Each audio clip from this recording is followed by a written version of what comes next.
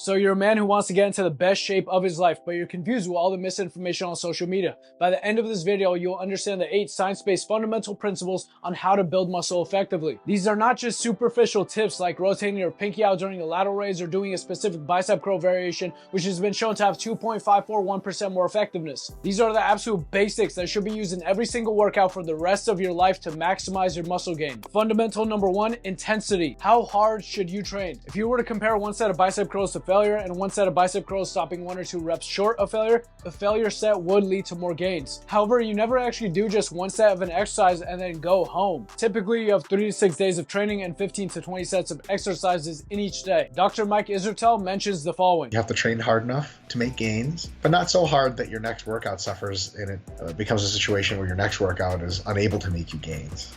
Dr. Eric Helms also mentions failure needs to be used with a purpose if used at all. Let's say I show up to my pull day. Usually I'd be able to do 3 sets of barbell rows for 8 reps each. That's 24 total reps. However, let's say today I take that first set to failure and I'm able to squeeze out 10 reps. Then the second set I'm only able to do 6 reps. And then the third set I can only do 5 reps. That's a total of 21 reps compared to 24 reps we did before. So not only did I do less volume for that barbell row workout, now my next back or biceps workout for the day will also be negatively affected because training to failure is very taxing on your muscles and your nervous system. So the most practical recommendation is to stop 1 or 2 reps short of failure. This way you can maximize muscle growth but also not negatively impact recovery. For compound exercises like an overhead press, a squat, or a bench, you never want to go to failure unless you have a spotter because it can be dangerous. For isolation exercises, since these don't impact recovery to a significant degree, going to failure on your last set every now and then is not a big issue. But is there ever a reason to go to failure? Yes, most beginners don't actually know what failure is, and even some intermediate to advanced lifters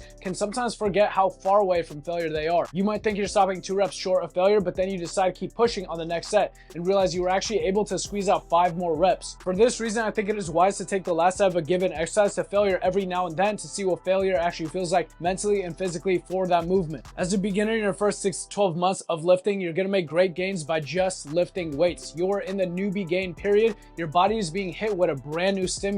As long as you train with good form and focus on increasing the weight every week or every other week slowly, you will make amazing gains. Even when you become more intermediate or advanced, sometimes you might add a new exercise into your routine. I recently added a split squat into my routine. I noticed that my balance and form were completely off. This past month, I've been using no weights and training 4 to 5 reps away from failure on the movement because my main focus is to do lots of volume to really dial down the form first. Okay, so now you know how hard to train, but if you don't understand fundamental number 2, you won't be maximizing your muscle gains. Volume. How many sets and how many reps should you do? Dr. Brad Schoenfeld, one of the world's leading exercise scientists, found that a volume of approximately 10 to 20 sets per muscle per week appears to be a good general recommendation for hypertrophy related goals. As soon as you hear this information, I know you're tempted to automatically jump up to 20 sets per muscle group per week with a 6-day split, but this actually ends up being way too much. Dr. Eric Helms illustrates this chart right here. Doing a certain number of sets increases strength and muscle mass. Doing more than a certain amount reaches a plateau, meaning you don't actually make more gains the more you do. Doing past that amount means your progress actually declines because you're not giving yourself the proper time to recover. The key takeaway here is that less is more. My recommendation is to work your way up to around 10 sets per muscle group per week as a beginner. This could be 3 sets of bench press and 3 sets of flies on Monday and then 4 sets of incline dumbbell press on Thursday.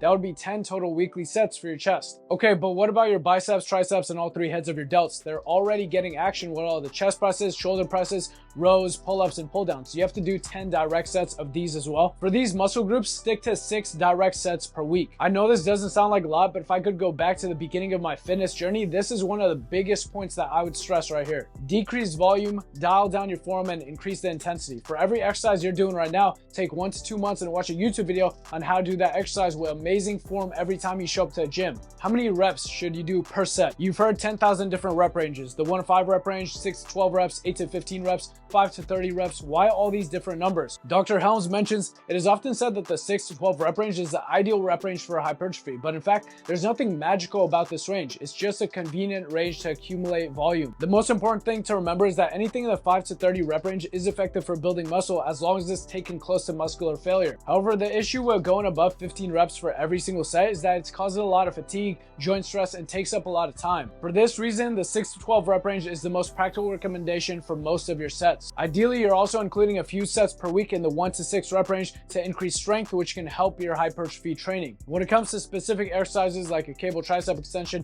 lateral raise, trap shugs, and more, you might find it hard and uncomfortable to use the 6 to 12 rep range. You'll end up using the 12 to 20 rep range and find that it's a lot easier to get a mind-muscle connection, lift with good form, and take that local muscle to failure. The good news is that works just as well, as long as it's taken 1 or 2 reps short of failure. Fundamental number 3, frequency. How often should you train each muscle group? If you have 10 sets of chest per week, should you do 2 sets every day for 5 days, or is it better to do 10 sets all in one day? Dr. Eric Helms mentions there are several aspects that we need to consider: learning, recovery, and organization. Well, if you try to cram all of your 10 sets of chest into one day, you're not going to recover well from the movements, because as you get into your 5th set, 6th set, and onwards, those muscles will become more and more tired, leading to a lower quality workout. On the other hand, if you only do 1 or 2 sets per body part per day, you don't get a chance to really learn the movement either. For example, when you're doing a bicep curl, your first set is usually not your best set. It's the 3rd or 4th set where you get a really strong stimulus and good connection with that muscle. Also, a 2016 meta-analysis from Schoenfeld and colleagues show that major muscle groups should be trained at least twice a week to maximize muscle growth. How can you incorporate this into your workouts? You might currently be doing or have heard of the bro split. Chest one day, arms one day, back one day, an entire day dedicated to a specific body part. However, this fails to use the recommended advice of training each body part twice per week. A better recommendation is to use the split routine like a full body split, upper lower split, push-pull legs, or other variations. The best workout split for you is based on how many days per week you could show up to the gym. For most beginners, the recommendation is 3 to 4 days per week, and this is enough to get you great gains for your first 2 to 3 years of training. If you can only work out 3 days per week, then use a full body split. If 4 days per week, then use an upper lower split. If 5 days per week, then you can do a push-pull legs upper lower split. If 6 days per week, then do a push-pull leg split. You can Google these splits and you will find simple workout programs you can use, or subscribe for future videos from this channel. Fundamental number 4, load. How heavy should the weight be? Okay, so you're new to the gym, you walk over to the weight rack and you wonder, okay, which weights should I be using? This is how to find the perfect weight for you. Let's imagine you're doing a bicep curl. Always grab a weight lighter than you think you need, especially as a beginner or when doing a new exercise. Use this weight and lift with amazing form. Do it for as many reps as you can, stopping 1 or 2 reps short of failure. How many reps did you do? If it was somewhere between 6 to 12 reps, great. This is the weight you want to use until you can take that first set until 12 reps. Once you can do that, we want to increase the amount of weight you're using. If you could only do 1 to 5 reps with the weight you chose, then that weight was way too heavy. Decrease the weight until you can do between 6 to 12 reps. If you did more than 12 reps with that weight was too light, and consider using a heavier weight. Fundamental number 5, exercise order and selection. Quick 10-second interruption, my bro. If you want one-on-one customized support with a training routine, nutrition plan, and accountability so you can get into the best shape of your life, look good in a t-shirt, feel more confident, and to possibly make your ex a little bit jealous, click the link in the description. Let's get started. There are many different machines, weights, and ways to build muscle in the gym. There's no single must-do exercise. If you hate bench, squat, and deadlifts, you don't have to do them. If you hate pull-ups, you don't have to do them. There are many different variations of exercises we can use to build muscle in specific body parts. There are free-form exercises like free weights and cables, as well as machine-based exercises. There are compound exercises like a bench press that uses multiple muscles at the same time, as well as isolation exercises like a chest fly, which focuses on one muscle at a time. There are unilateral movements which train each side of a body part separately like a split squat, and bilateral movements that train each side of a body part at the same time like a barbell squat. Dr. Brad Schoenfeld mentions once trainees have learned the movement patterns of basic resistance training exercises, they should use a variety of exercises to maximize whole body muscle hypertrophy. As a beginner, you should focus on the fundamental movement patterns. These movements are mostly compound exercises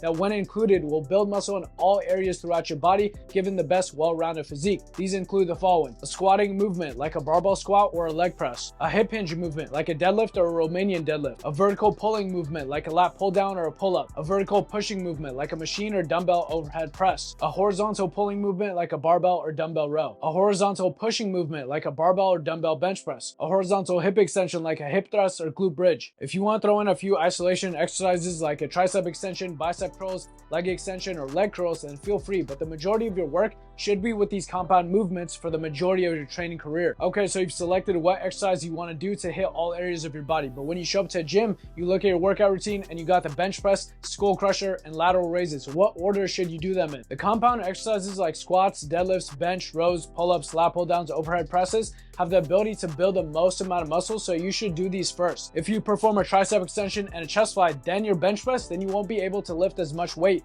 with the bench press. Okay, but what if you have multiple compound movements in the same workout? In this case, you want to train your body part that you want to grow the most first. If it's an upper body day and you of a bench press and row, ask yourself what's more important to you, your chest or your back. Then do that exercise first since you're fresh. Okay, you've chosen the best exercises and aligned them in order of importance, but here's one crucial tip that you've probably never paid attention to. Fundamental number 6, the perfect rest time. A rest time, why is there science behind the rest time between sets? Is it even a big deal? Yeah, actually it is. If you have too much rest time, you will spend way too much time at the gym and lose focus for the next set. If you have too little rest time, you won't give yourself the proper amount of time to recover mentally and physically to be able to lift hard in the next set. Dr. Eric Helms mentions rest until you feel ready to perform at your best on the next set. For most of your exercises, this comes out to 1 to 3 minutes of rest between sets. Stick to the 1 to 2 minute range for isolation exercises and the 2 to 3 minute range for compound exercises. I recommend setting a timer between sets for a few weeks so you can see how long each rest feels. Okay, now you got the perfect rest time down, but if you don't learn how to do a perfect rep, you will end up wasting months in the gym with inefficient workouts. Fundamental number 7, the perfect form. The perfect form consists of 2 key principles: a controlled movement and a full range of motion. A controlled movement is made up of the eccentric and concentric portion of a lift. The eccentric part of a lift is when the muscle is lengthening. Think of it as the part of a lift when you and gravity are moving in the same direction. On a bicep curl, this is on the way down after you've already lifted the weight. On a leg press, this is on the way back down closer to your body. The concentric is the opposite part, when your muscle is shortening,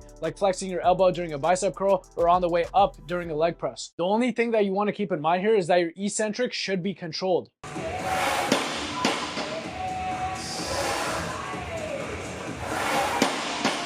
It's very tempting to let the weight fall, but don't let yourself do this. You'd be losing out on major muscle gains, and each rep you do would be considered a half rep at best. You want to fight back on gravity and control the weight on the way down. A full range of motion is exactly what it sounds like, making sure each exercise is taken through its full range of motion without the use of momentum. This means lifting a bicep curl all the way to top, feeling the squeeze for at least half a second, and then using a controlled movement on the way back down. The most common mistake you'll see here is people using a partial range of motion, not going all the way down or all the way up. If you use a partial range of motion, you will have very inefficient reps, leading to poor muscle growth. And now we have one of the most important principles of building muscle, the main driver behind muscle growth. Fundamental number 8, progressive overload. Progressive overload is all about increasing the amount of stress placed on your muscles. If you lift 4 sets of bicep curls with 30 pounds, you'll make great gains that week. And maybe the week after that, maybe the week after that, but eventually your body will adapt to this stimulus and no longer be challenged like it once was. At this point, your body has no reason to build any more muscle. In order to keep making your muscles bigger,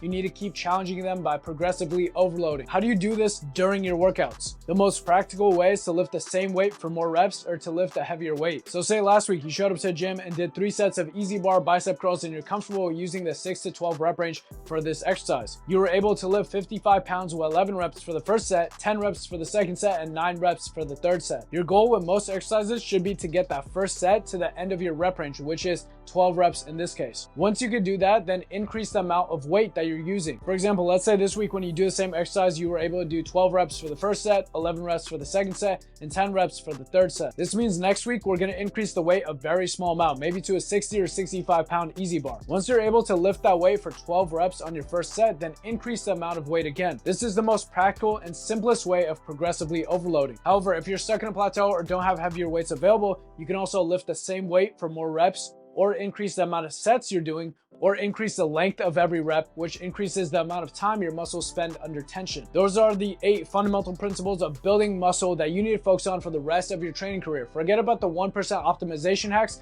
and all of that stuff, because if you don't do the fundamentals right, those won't matter. Subscribe for more no BS evidence-based content. Subscribe for more no BS evidence-based content regarding men's health and fitness, because that's what I do. My name is Ali and I do no BS shit, baby. Woo!